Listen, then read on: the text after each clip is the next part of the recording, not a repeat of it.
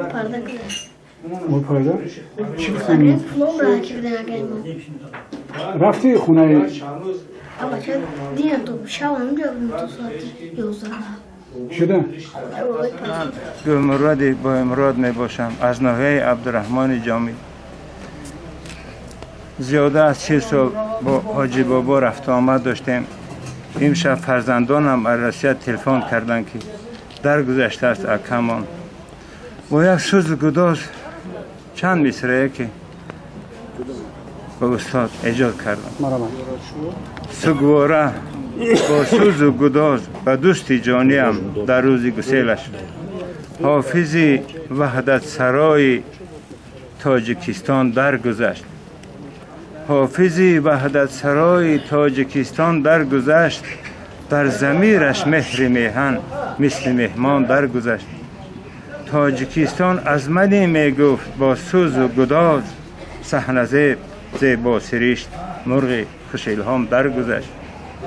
هرگاه از حافظ و سعدی و بیدل می سرود. بزم ها را گرم می کرد کینه ها را می ربود.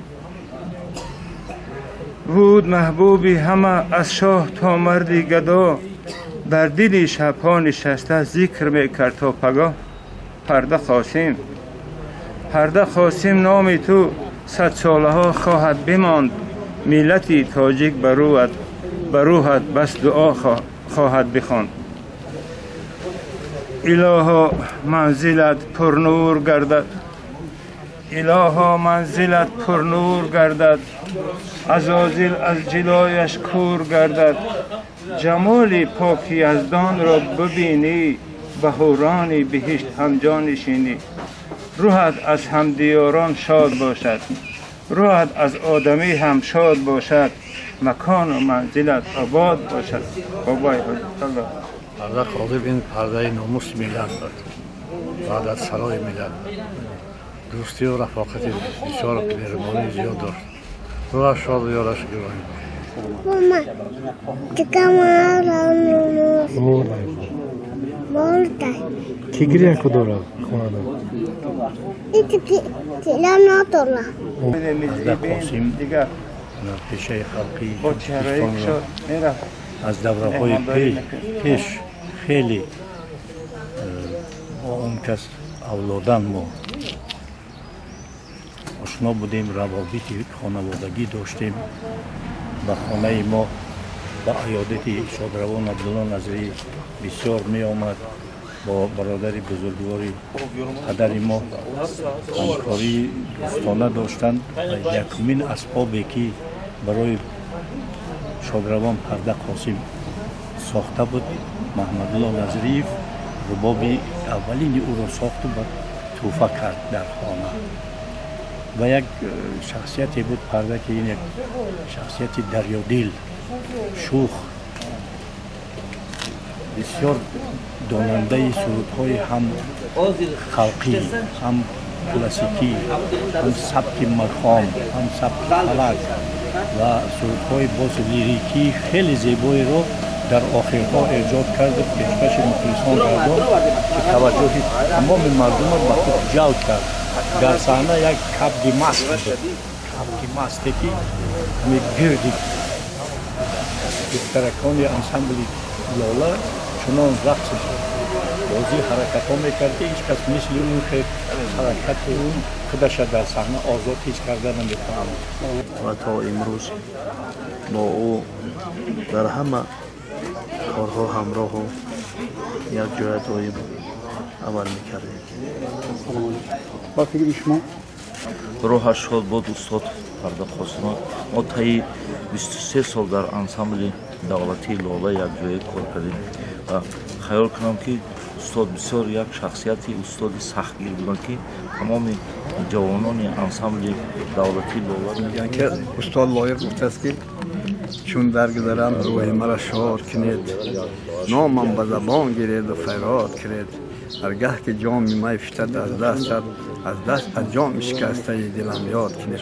ما این مرد بزرگه این مرد رفیقی داشتیم. سالهای طولانی رفت آمد داشتیم با هم دیگر میشتیم. روی ما شعرهایی را چه در هر خاندانی ما همه گوش میکرد لذت می‌بردند و میکردند که اینقدر آواز فارم بودن ما به این کس خانه آماد جنت باشد روی ما یاد در یاد خلق ماندند.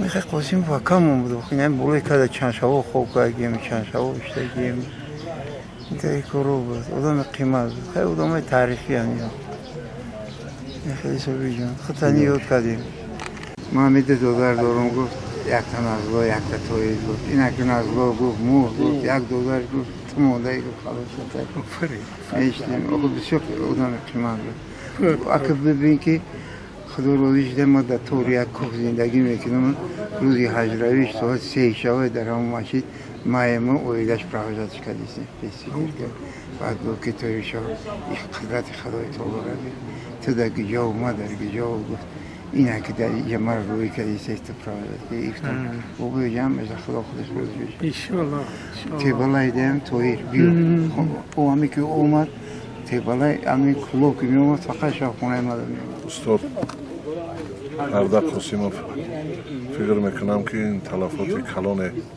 تلفات بزرگ است برای فرهنگ و صنعت و ملت تاجیک و برای من افتخار است که وفادارترین و شخصی مهربانی بود چی در عائله ما چی برای شادروان پدر بزرگ من و دعا میکنیم که خانه آخرتش آباد باشد و یادش بخیر خدا رحمتش کنه جاش جنت کنه برده قاسم بیامرزد خداوند جاش جنت کنه شاد باش باشد سلام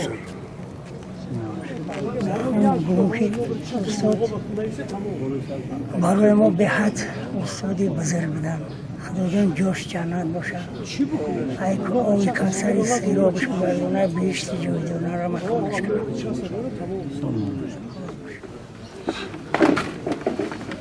امروز یکی از استادان ورزیده صنعت هنرپیشه خلق تاجیکستان اردق قاسم این دنیا رو پدرود گفته است او یکی از شخصیت‌های بسیار پرمحصول ساحه بود برایش بهشت جاویدانی را آرزو داریم که سرودهایش ماندگار هستند باز هم پاینده تر و زیادتر در دل و دیده مردم جا گرفته باشند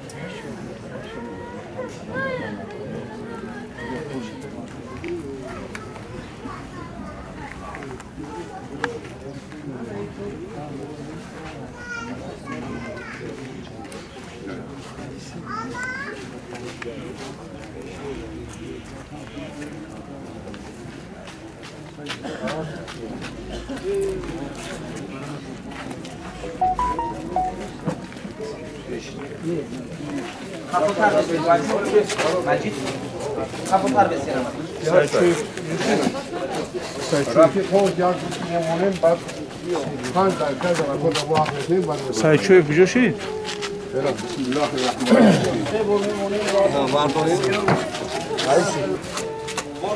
در مرکز همه آدما میشینن آوردن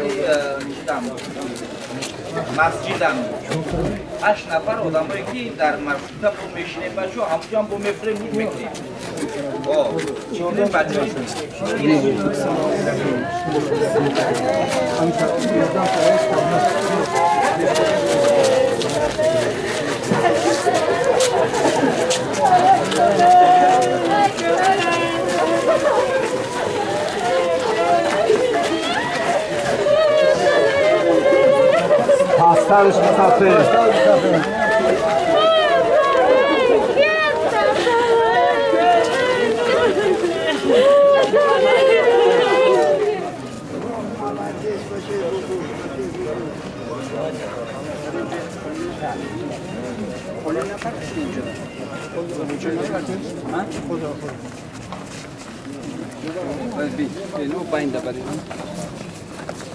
بازار میزنم